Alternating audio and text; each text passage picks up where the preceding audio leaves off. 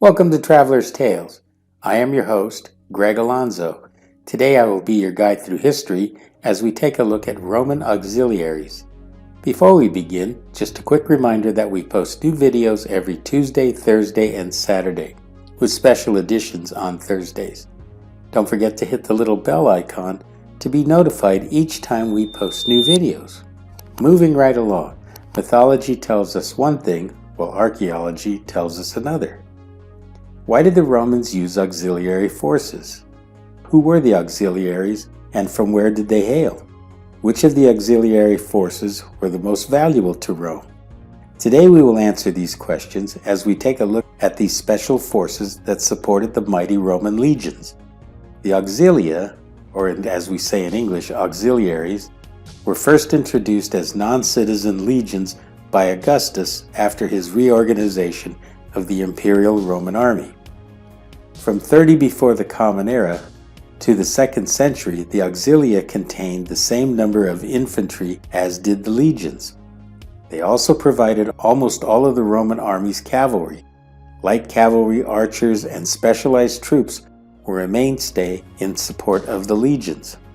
The auxilia thus represented 3/5 of Rome's regular land forces at that time.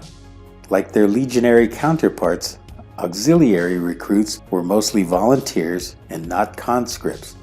The auxilia were mainly recruited from the peregrini, who were free provincial subjects who did not hold Roman citizenship. The peregrini constituted the vast majority of the population of the 1st and 2nd centuries. In contrast to the legions, which only admitted Roman citizens, members of the auxilia could be recruited from territories outside of Roman control. Reliance on various contingents of non-Italic troops, especially cavalry, increased when the Roman Republic employed them in increasing numbers to support its legions after 200 before the Common Era. The Julio-Claudian period saw the transformation of the auxilia from motley levies to a standing corps. They became standardized. They had structure with equipment and conditions of service. By the end of the period, there were no significant differences between legionaries and auxiliaries in terms of training and thus combat capabilities. Auxiliary regiments were often stationed in provinces other than that of where they were originally raised. This was done for reasons of security and to foster the process of Romanization. What types of units did the auxilia supply, and how were they structured? Let's begin with the cohortes. These units were all infantry and modeled on the cohorts of the legion. They were typically considered to be more of a light infantry than the proper legionaries. Some auxiliaries, however, equipped with the lorica segmentata, which was the most sophisticated of Roman body armor. I will link a video we recently did on Roman body armor. However, I must point out that many scholars dispute this claim. If we take a look at monuments such as Trajan's Column, the auxiliaries are wearing chainmail armor. During the Principate period of the Roman Empire, all of the mounted alae, meaning wings, contained the elite cavalry of the army. These units were specially trained in elaborate maneuvers, best suited for large-scale operations and battle. They also acted as the primary cavalry escort for the legions. The favored sources of recruitment for the cavalry of the auxilia were Gauls, Germans, Iberians, and Thracians. All of these peoples had long-established skills and experience fighting on horseback, in contrast to the Romans themselves. Due to their experience, the alae were paid more than the cohortes equitate. With regard to the cohortes equitate, they were essentially mounted infantrymen.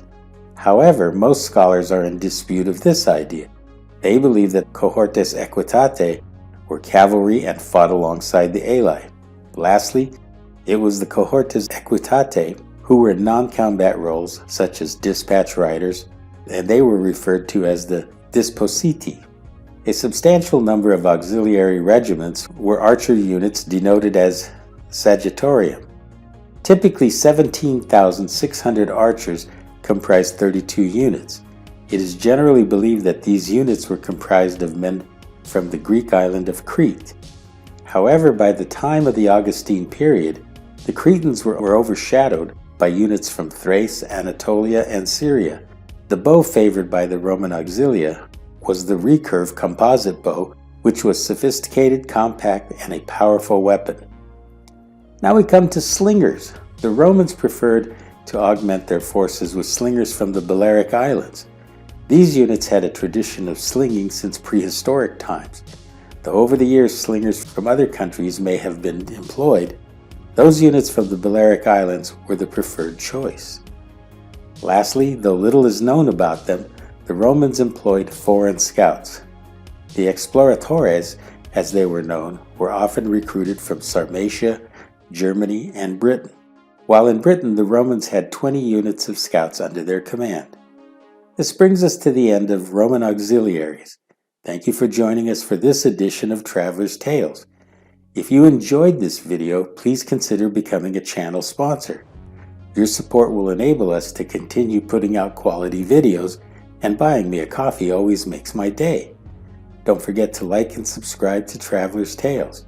This really is the best way to help our channel grow. Until we meet again at the crossroads of folklore and fact, Cartistos.